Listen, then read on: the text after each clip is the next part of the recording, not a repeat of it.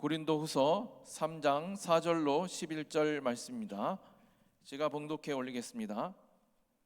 우리가 그리스도로 말미암아 하나님을 향하여 이 같은 확신이 있으니 우리가 무슨 일이든지 우리에게서 난 것 같이 스스로 만족할 것이 아니니 우리의 만족은 오직 하나님으로부터 나느니라. 그가 또한 우리를 새 언약의 일꾼 되기에 만족하게 하셨으니 율법 조문으로 하지 아니하고 오직 영으로 함이니 율법 조문은 죽이는 것이요 영은 살리는 것이니라. 돌에 써서 새긴 죽게 하는 율법 조문의 직분도 영광이 있어 이스라엘 자손들은 모세의 얼굴에 없어질 영광 때문에도 그 얼굴을 주목하지 못하였거든. 하물며 영의 직분은 더욱 영광이 있지 아니하겠느냐. 정죄의 직분도 영광이 있은즉 의의 직분은 영광이 더욱 넘치리라. 영광 되었던 것이 더 큰 영광으로 말미암아 이에 영광될 것이 없으나 없어질 것도 영광으로 말미암았은즉 길이 있을 것은 더욱 영광 가운데 있느니라. 아멘.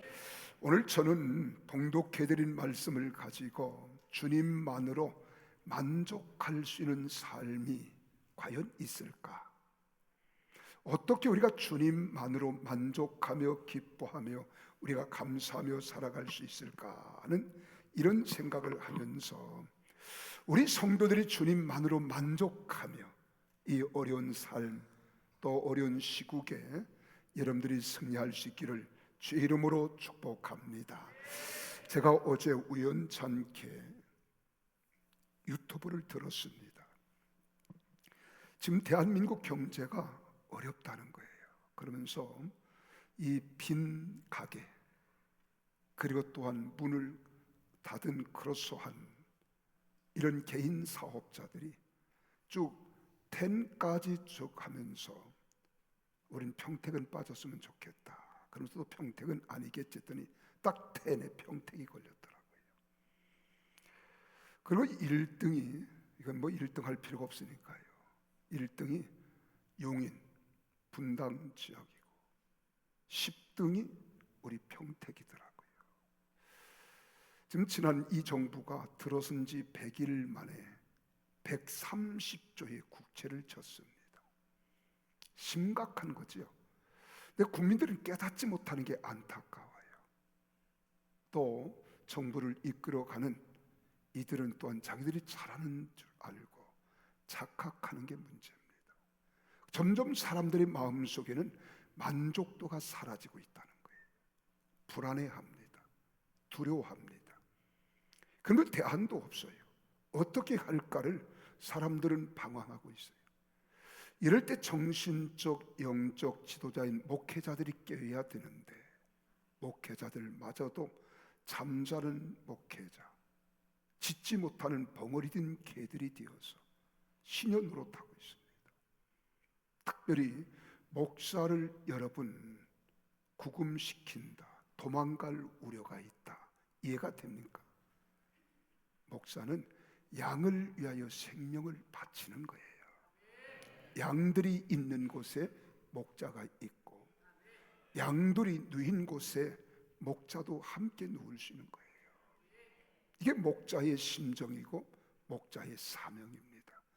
근데 목사가 도망갈 우려가 있다 해서 구금시켜서 구속하는 이런 세상을 살아가요. 그러나 우리는 두려워하지 않아요.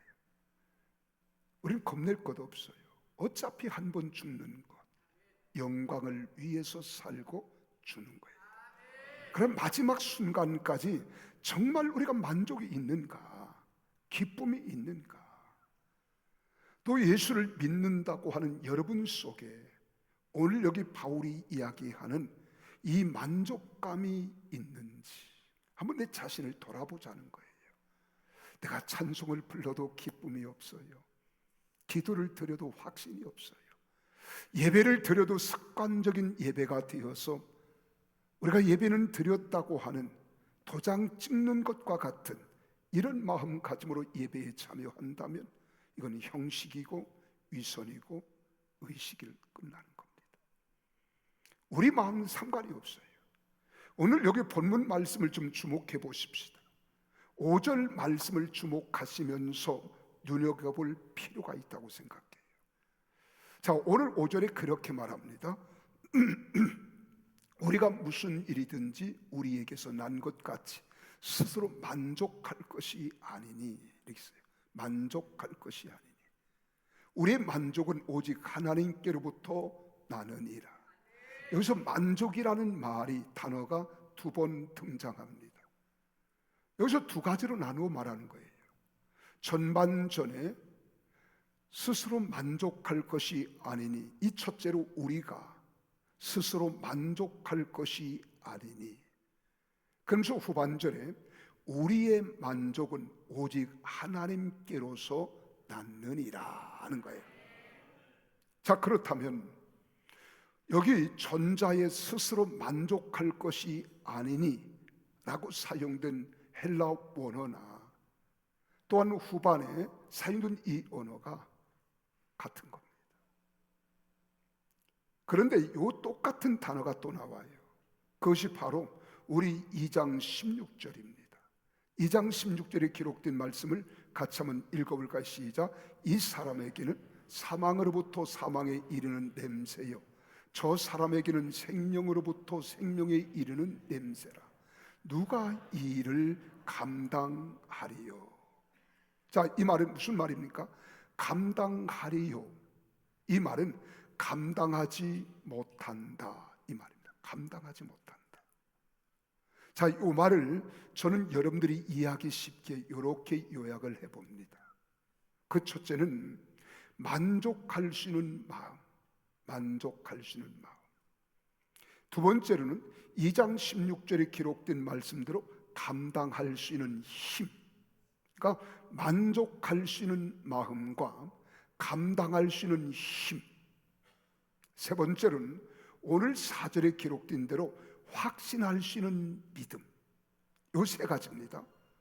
첫째는 만족할 수 있는 마음이요, 두 번째는 감당할 수 있는 힘, 셋째는 확신할 수 있는 믿음은 인간의 능력으로 되는 것이 아니라 이것은 무엇에 의하여, 누군가에 의해서 이룰 수 있다는 거예요.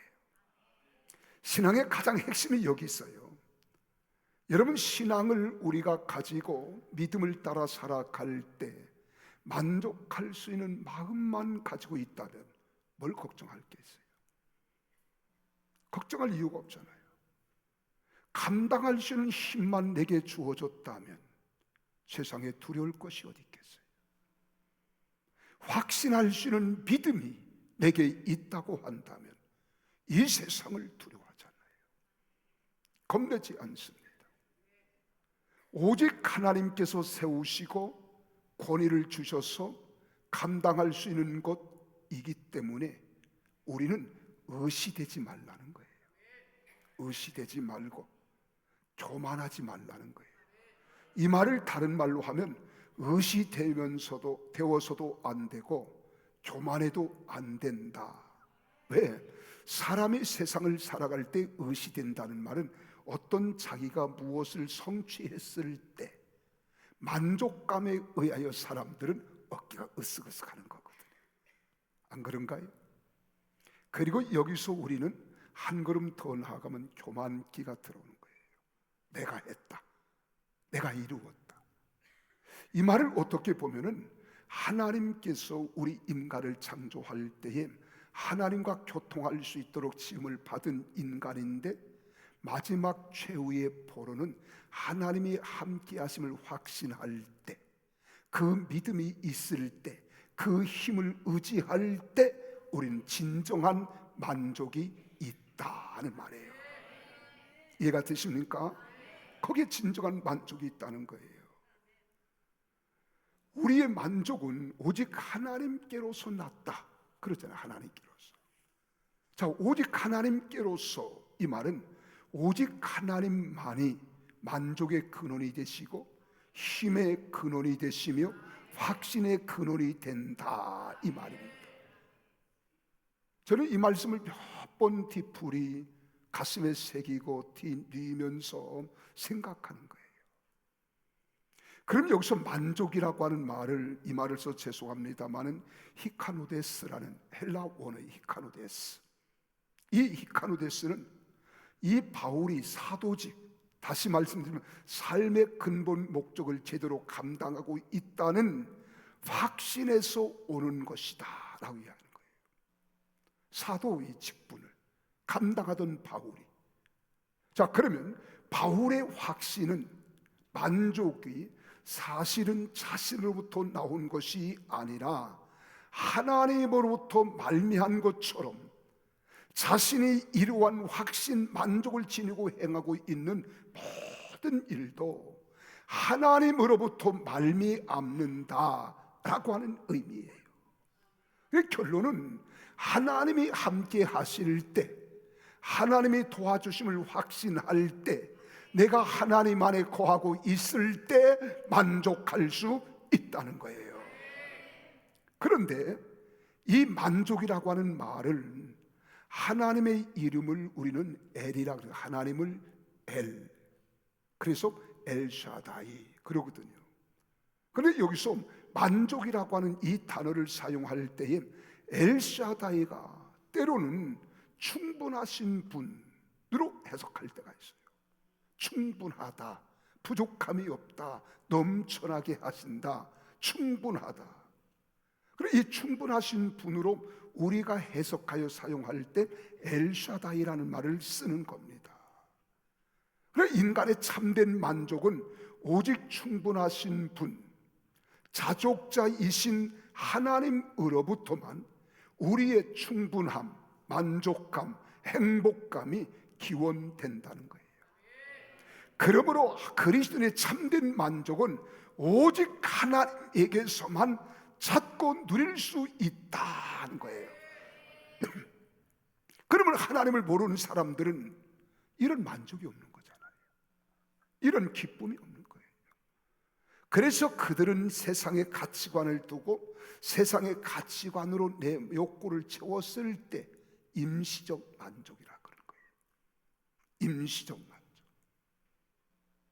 자, 그리스도의 참된 만족은 오직 하나님께서만 찾고 누릴 수 있는데, 만족은 누구나 다 원하는 거예요. 모든 사람이 원하는 겁니다. 이 만족이라고 하는 것은 보람이잖아요. 행복이잖아요. 가치의 결과인 거예요. 그래서 소크라테스는 그런 말을 합니다. 만족은 천부의 부이기 때문에 모든 사람들이 원한다, 이렇게 말해요. 자, 사랑하는 성도 여러분, 여러분이 만족을 누리며 행복해 할 때는 언제입니까? 나는 여러분들이 또 한 번 묻고 싶습니다. 무엇에서 만족을 누리며 감사하며 행복해 하십니까? 한번 여러분 가슴을 열고 솔직히 대답하세요. 내가 정말 하나님으로 만족하고 있는가? 하나님만으로 감사하고 있는가? 하나님 안에서 기뻐하는가? 하나님의 뜻은 그거거든요. 항상 기뻐하라, 쉬지 말고 기도하라, 범사에 감사하라. 이는 그리스도 예수 안에서 너희를 향하신 하나님 아버지의 뜻이니라 그랬어요. 그러면 하나님 안에서 우리가 기뻐하고 감사하고 기도하는 자들이 되어야 되는데, 오늘 우리가 정말 그렇게 살아가고 있는가? 대부분의 사람들은요, 돈, 그렇죠? 권력, 명예, 학력, 어떤 외모, 건강, 이와 같은 것을 소유할 때 만족해야 한다는 것이 보편적인 논리입니다. 거의 사람들이 그럽니다. 아마도 현대인들이 이 만족을 누리게 되고 행복의 요소라고 생각하는 것들의 공통 분모를 찾는다면 이런 것들이 만족을 주고 행복하게 해주는 것임을 부정할 수 없다는 거예요. 그런데 이런 것들에서 오는 만족은 상대적인 경우가 허다합니다.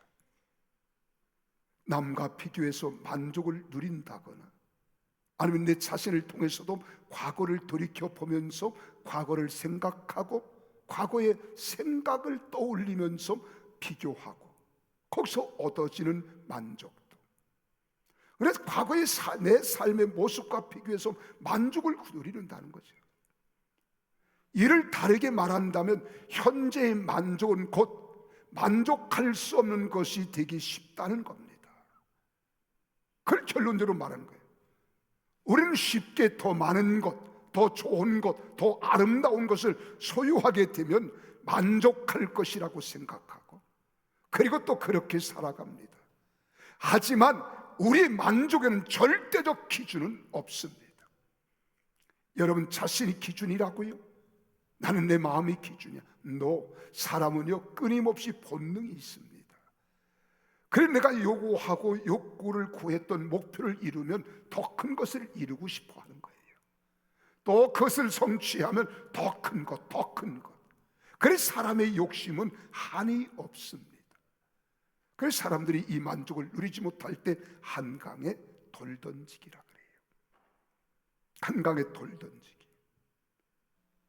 그래서 플라톤이라고 하는 철학자는 5가지 만족과 행복은 첫째, 먹고 입고 살고 싶은 수준에서 조금 부족한 것, 조금 부족한 재산이 있을 때 가장 행복하다 그랬어요. 두 번째로는 모든 사람들이 칭찬하기에 약한 부족한 용무를 갖추고 있을 때. 세 번째로는 자신이 자만하고 있는 것에서 사람들이 절반 정도밖에 알아주지 않는 명예를 취했을 때. 그리고 네 번째로는 겨루어서 한 사람에게 이기고 두 사람에게 질 정도의 체력을 소지하고 있을 때. 그리고 다섯 번째는 연설을 듣고서 청중의 절반은 손뼉을 치고 절반은 손뼉을 치지 않는 이 말솜씨가 있을 때 가장 행복하대요. 사람은 그렇잖아요. 절반은 치고 절반은 안 하면 이왕이면 다 치기를 원하잖아요. 이게 사람이라는 말이에요. 한 사람 이기는 것만이 아니라 두 사람, 세 사람이라도 10사람을 다 때려 눕히고 내가 이길 수 있는 이런 힘이 있을 때 내 힘을 우리는 과시하는 거예요. 그런데 여기에 플라톤은 그렇게 말하잖아요. 그럼 플라톤이 생각하는 만족과 행복의 조건들은 완벽하고 만족할 만한 것들이 아닙니다. 조금은 부족하고 모자란 상태, 재산이든 외모든 명예든 모자람이 없는 완벽한 상태에 있으면 바로 그것 때문에 사람들은 근심하고 불안해하고 우리는 긴장하고 불행이 교차하는 생활을 하게 될 것이기 때문에 그게 행복이 아니라는 거예요. 마치 아이들이 학교에서 수석을 했어요. 그럼 그는 1등을 했으면 만족할까요? 아니에요. 그 다음은 1등 자리를 놓치지 않게 하기 위하여 또 초조한 마음을 가는 거예요. 이런 인생의 수수께끼와 같은 것들을 이야기하는 겁니다.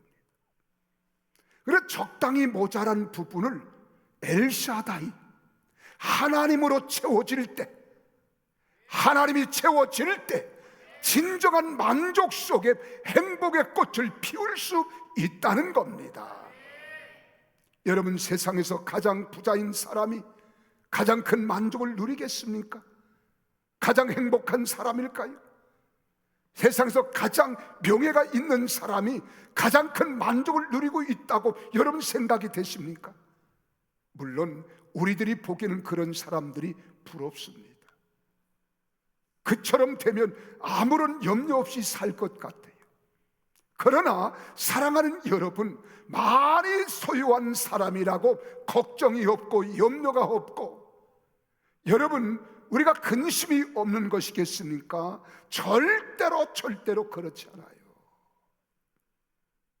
돈 많은 부자, 인생 성공했다고 일컬어 말하는 사람들 속에도요, 늘 불만족이 있는 겁니다. 세상 모든 것들을 한 줌에 짊어지고 누리는 사람도 불만족이 있는 거예요. 제가 한번 비유를 대볼까요? 현대그룹의 회장으로 재계를 이끌었던 정몽원 회장이 왜 자기 부의 상징인 현대그룹의 본부인 자기 집무실에서 투신했을까요?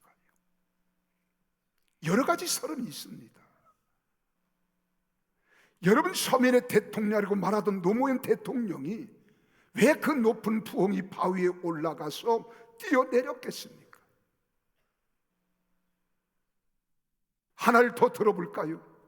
미의 여신이라고 일컬어 말하고 20세기 미모의 여인이라고 불리던 마릴린 먼로가 왜 꽃다운 36살에 젊은 나이에 스스로 생명을 끊었을까요? 한번 생각해 보지 않겠습니까?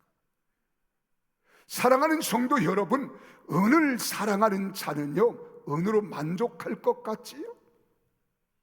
자꾸 챙겨놔도요, 불만족이 오는 겁니다. 그래서 잠언서 5장 10절에서는 성경의 솔로몬이 그렇게 말하는 거예요. 은을 사랑하는 자는 은으로 만족하지 못하고 풍요를 사랑하는 자는 소득으로 만족하지 아니하나니 이것도 헛되도다. 할렐루야. 여러분 보십시오. 여러분, 여기 솔로몬은 누리지 못한 것이 있었습니까? 소유하지 못한 것이 있었습니까? 아니에요. 그는 먹는 잔도 다 뭐였습니까? 금으로 만들었어요. 최고의 보석이라고 일컬어 말하는. 그는요, 궁궐에서 의리하게 살았어요. 여자는 얼마나 됐느냐? 1000명이나 거느렸어요. 그러니 그의 인생의 마지막 결론이 뭔 줄 아십니까? 인생은 헛되도라는 거예요. 모든 것이 헛되다는 겁니다. 인간 스스로가 만족의 대상으로 삼은 것을 이루게 된다 할지라도 오히려 공허함을 느낄 때가 많습니다. 왜 그런 줄 아십니까? 그것은 상대적이고 일시적이기 때문에 그렇습니다. 때문에 덴마크의 철학자 게르케그르는 쥐도 재산도 인간에게 만족을 주지 않는다. 그래서 이 세상을 떠났지만 노무현 대통령이 대통령 자리에서 한마디 던진 말이 있어요. 못해 먹겠다. 못해 먹겠다. 뭐가 부족하겠어요? 그럼 여러분, 참된 만족이 어디서 올까? 참된 기쁨이 어디서 올까? 참된 행복이 어디서 올 수 있을까요? 어디서 찾을 수 있을까요? 그것은 바로 인간을 창조하신 창조주 하나님에게서 찾을 수 있는 거예요. 만족도 하나님께 있습니다. 기쁨도 하나님께 있습니다. 여러분, 행복도 하나님께 있습니다. 모두가 하나님께 있는 거예요. 우리는 그 하나님을 믿으면서도 내가 찬송을 불러도 기쁨이 없잖아. 예배를 드려도 예배에 감격이 없잖아. 그래서 형식이 되는 거예요. 위선자가 되는 거예요. 그래서 성경은 그렇게 말합니다. 시편 107편 9절에 보면 그가 사모하는 영혼을 만족하게 하신다는 거예요. 줄인 영혼에게 좋은 것으로 채워주신다. 네가 사모만 하라는 거예요. 하나님 한 분만으로 만족합니다. 주님 한 분만으로 찬송을 드리는 거예요. 여러분뿐만 아닙니다. 하나님은 나를 청종하라. 그리하면 너희가 좋은 것을 먹을 것이며 너희 마음이 기름진 것으로 즐거움을 얻으리라. 여호와는 나의 목자시니 내게 부족함이 없으리로다 하는 거예요. 예수 안에서 기뻐하고 예수 안에서 만족하고 예수 안에서 감사할 수 있는 우리 성도들이 다 되시기를 예수의 이름으로 축복합니다. 그렇습니다. 우리의 참된 만족의 근원지는 여호와 하나님, 주인 되시는 주님 한 분이십니다. 그 하나님을 신뢰하며 그분과 함께 동행하는 자는 참된 만족을 누리며 살아갈 수 있는 거예요. 그래서 하나님은 복의 근원이 되신다고 말씀합니다. 생명의 주관자가 되시는 거예요. 우리 인생의 모든 해결자가 되십니다. 여러분 모든 문제의 해결자가 되시는 거예요. 치료자가 되십니다. 능력자가 되십니다. 그러므로 하나님을 의지하며 그와 동행하는 참된 만족과 행복을 누리는 성도들이 다 되시기를 주님의 이름으로 축복합니다. 여러분, 주님과 함께하는 일이라면, 주님이 기뻐하시는 사역이라면 나의 모든 것을 포기할 줄 알고 주님의 영광을 위하여 사는 겁니다. 그래서 만족, 행복, 보람 있는 일을 찾아서 주님을 의지하고 신뢰하며 우리는 살아가는 거예요. 그분만 우리는 찾는 겁니다. 제가 이 자료를 하나 뽑다가 참 귀한 자료를 발견했어요. 저는 그 자료를 쭉 읽고 제가 옮겨 적으면서 마음속에 내가 이걸 어떻게 예화를 쓸 수 있나? 나는 이렇게 못 사는데, 이렇게 못 사는데. 그래 부끄러운 마음 가지고 너무 좋은, 여기에 적합한 말씀이기 때문에 여기 삽입해서 여러분들이 전하고 싶어요. 뉴욕 매치의 투수이자 몬트리올 엑스포의 투수, 구원 투수로 명성을 날렸던 유명한 미국 야구 선수 팀 버크의 이야기입니다. 그는 메이저 리그에서요 명성을 떨쳤던 선수였어요. 34살 한참 잘 나갈 때 직업과 돈을 버렸습니다. 어느 날 야구계를 조용히 떠났어요. 사람들은 깜짝 놀랐습니다. 그가 받고 있던 그 시대, 지금도 십수년, 20년 가까이 됐는데 그때 1년 연봉이 얼마냐? 200만 불에 200만. 뭐 놀라지도 않네요. 얼마를 이야기해야 놀라겠습니까? 오늘 이 돈을 200만 불을 우리 원화로 환산하고 환전하면은요 얼마인 줄 아십니까? 280억에 가까워요. 280억. 지금 우리 달러가 1불이 얼마예요? 1380원, 1390원에서 왔다 갔다 합니다. 앞으로는 1400도 넘어갈 것 같아요. 여러분 1년에 받는 연봉이 280억에 280억. 28억 죄송합니다. 죄송해요. 28억. 나 착각을 했네요. 이게 사람이에요, 사람. 괜히 또 목사도 저런 실수한다고 이렇게 꼬집지 말고 사람이기 때문에 실수가 있고 불만족이 있는 거예요. 믿으십니까? 내 은퇴를 발표하는 건데 기자회견도 없이 조계 은퇴, 아주 가장 잘 나갈 나이 34살에 그만둔 거예요. 근데 그 이유가 놀랍습니다. 기자들이 찾아가서 질문을 던졌습니다. 가장 명성이 있고 가장 왕성할 때 당신은 야구장에 나타나면 온 구장에 수많은 관중들이 당신을 보고 환호성을 지르고 남들은 그러지 못해서 아쉬워한데 왜 이 자리를 금방 떠나는 겁니다. 그는 5명의 아이들을 입양을 했습니다. 그 아이들을 돌보기 위해서 은퇴를 한다는 거예요. 아이들을 돌보기 위해서. 더욱 놀라운 것은 그가 입양한 아이들 모두가 장애가 있다는 겁니다. 장애. 5명을 입양을 했는데 5명 모두가 다 장애인이에요. 그래서 더 궁금하잖아요. 그래서 속속들이 보니까 첫째 딸, 큰 딸은 여러분 스테판이라고 하는 한국 아이입니다. 얘는 조산아로 태어났습니다. 심장이 구멍이 뚫려서 부모에게 버림을 받았어요. 그 아이를 수술시키고 자기 딸로 입양한 겁니다. 그리고 둘째는 라인입니다. 과테말라 남자아이예요. 갑상선에 문제가 있고 정신질환이 있습니다. 그 아이를 둘째로 입양합니다. 그리고 셋째는 니콜이라고 하는 아이인데 첫째 스테파니처럼 한국 여자아이예요. 태어날 때부터 오른손이 없어요. 심장에 문제가 있습니다. 간질이 있습니다. 하루에도 수없이 발작을 하기 때문에 부부가 버렸다는 소식을 듣고 그를 데려와서 입양하여 자기 자녀로 삼은 거예요. 자기 자녀로. 넷째는 웨인이라고 하는 이름이에요. 다리에 장애가 있는 남자아이로 길거리에 버려진 아이를 데려다가 자식을 삼았어요. 마지막 다섯 번째는 라인처럼 과테말라에서 태어난 여자아이입니다.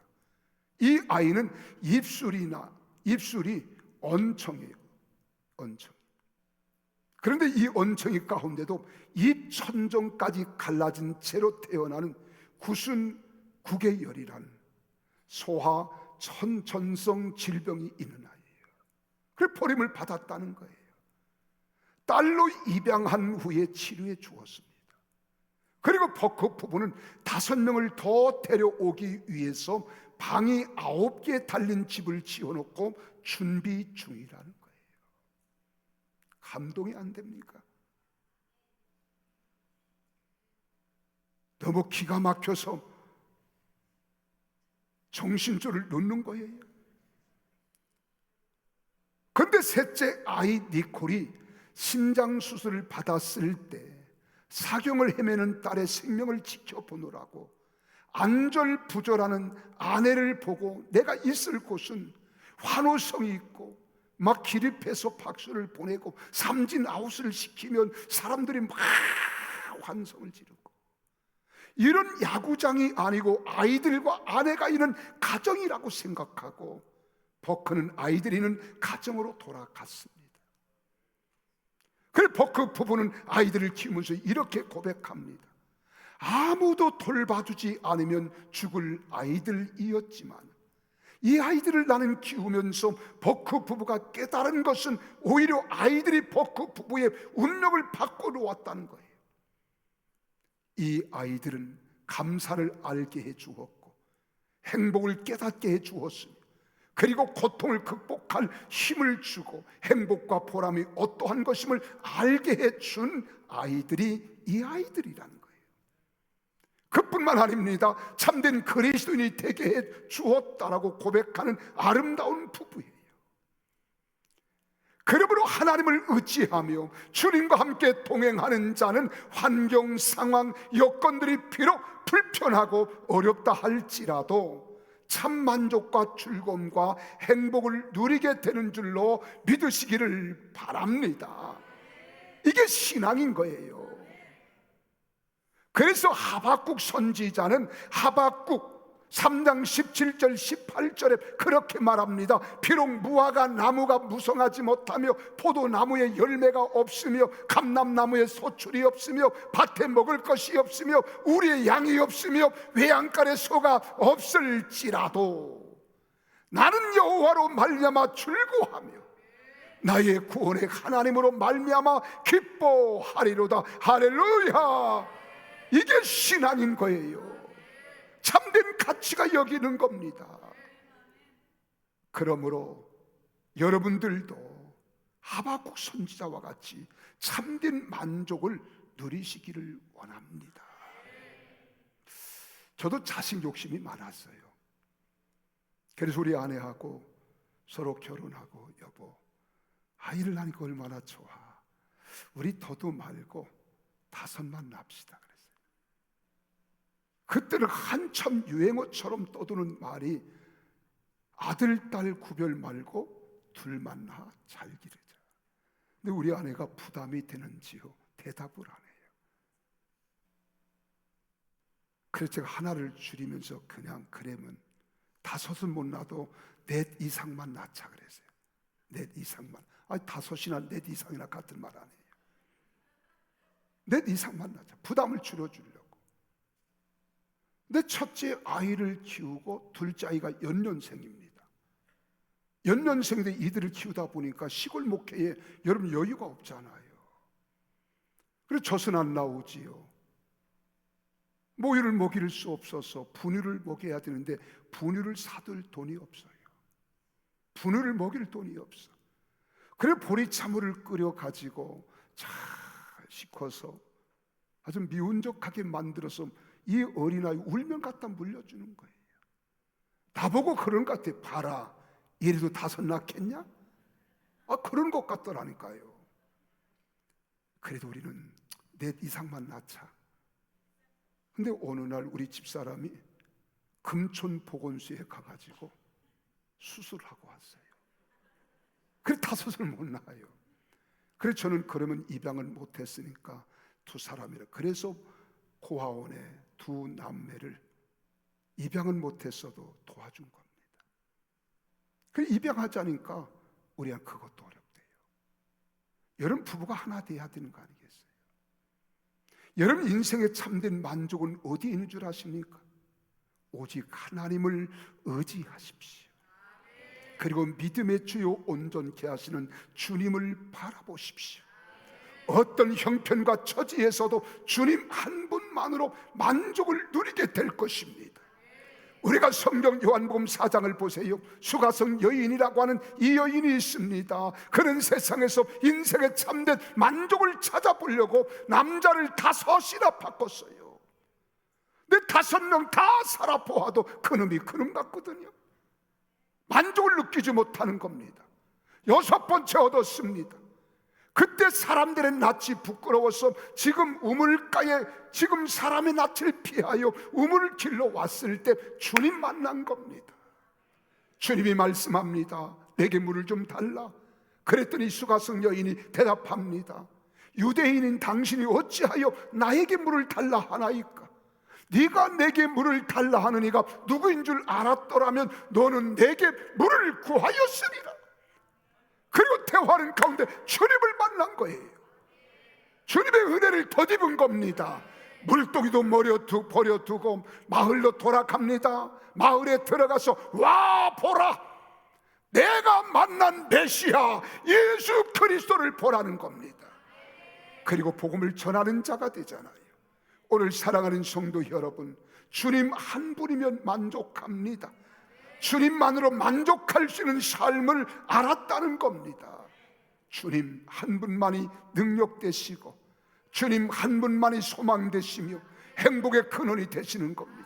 그래서 바울은 이렇게 고백합니다. 빌립보서 4장 11절에서 13절에 성경이 말하자를 내가 궁핍함으로 말한 것이 아니라 어떤 형편에든지 나는 자족하기를 배웠노니 나는 비천에 처할 줄도 알고 풍부에 처할 줄도 알아 모든 일 곧 배부름과 배고픔과 풍부와 궁핍에도 처한 줄을 아는 일체의 비결을 배웠노라. 그러면서 이렇게 결론을 맺습니다. 내게 능력 주시는 자라서 내가 모든 것을 할 수 있느니라 하는 거예요. 시편 16편 11절에서는 시편 기자가 그렇게 말합니다. 주님께서 생명의 길을 내게 보이시리니 주의 앞에는 충만한 기쁨이 있고 주의 오른쪽에는 영원한 즐거움이 있다고 했습니다. 그렇습니다. 우리의 만족, 행복, 보람은 오직 하나님께로서 나오는 것입니다. 그러므로 주님 한 분이시면 됩니다. 주님 한 분이시면 만족합니다. 주님 한 분이시면 행복을 노래할 수 있습니다. 주님 한 분이시면 나는 감사로 찬양할 수 있습니다. 우리가 주님만으로 만족할 수 있는 삶을 살아가는 우리 모두가 다 되시기를 예수 이름으로 축원합니다. 그렇게 살아가기를 원하시면 아멘 하십시오. 우리 다 같이 한 음성으로 하나님께 기도하겠습니다.